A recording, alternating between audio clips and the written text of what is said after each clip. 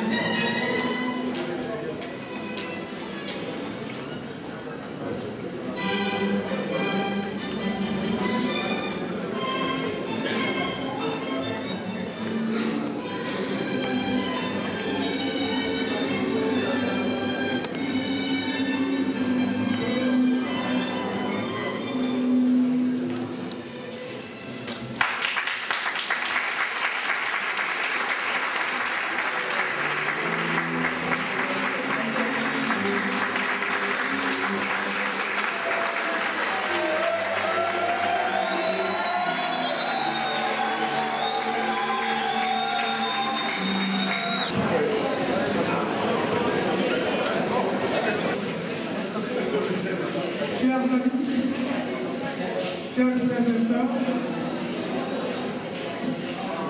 à présent, mesdames et messieurs les délégués, mes sœurs et frères, mes compagnons de lutte, mes camarades et chers compatriotes, au terme de ces travaux du Congrès constitutif de notre parti, le Congrès du peuple, vous avez placé entre les mains le destin de notre vecteur politique. Pour cette confiance, je tiens à vous exprimer avec solennité ma profonde gratitude. Du fond de moi-même, je relève la densité du travail à accomplir, les chantiers à éveiller au service de notre pays seront à tout point de vue une œuvre commune à laquelle, d'ores et déjà, j'invite chacun et chacune d'entre vous. Je refuse de reproduire les écueils de nos partis traditionnels. Aujourd'hui, en crise de confiance réelle avec le peuple congolais, unique détenteur de la souveraineté nationale. La bipolarisation politique stérile, majorité-opposition, qui a enseveli notre démocratie et donc bien après. Le peuple rugit, il peste contre la dictature de la pensée unique et nous place dorénavant face à une responsabilité historique, celle de bâtir sans délai dans notre pays une alternative politique dans un esprit d'ouverture, de rassemblement et de rupture. Personne au bord de la route, d'ouverture, se fera en direction des idées progressistes. Le rassemblement sera celui de toutes les énergies nationales. Enfin, la rupture couronnera les efforts de chacun d'entre nous de violenter les privilèges indûment acquis correspondant à une vision oligarchique de l'exercice délégué de la souveraineté nationale. Il est possible, en dépit des épouvantails, des étés noirs comme l'argent pollueur, souvent agités par les tenants de l'obscurantisme politique dans notre pays.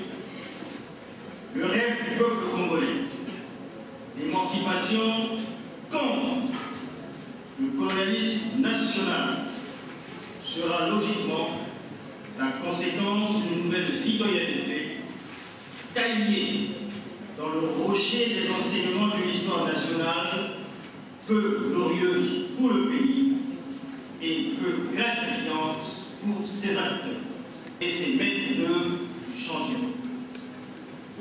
Écrite en lettres de sang, le sang des innocents, victimes directes ou indirectes de l'intolérance politique. Notre histoire est une nébuleuse.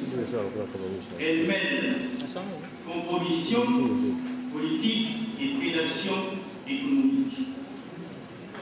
Hier comme aujourd'hui, tous les régimes successifs, toutes les lignes politiques confondues, la majorité comme l'opposition, tous ont contribué à la décadence du pays.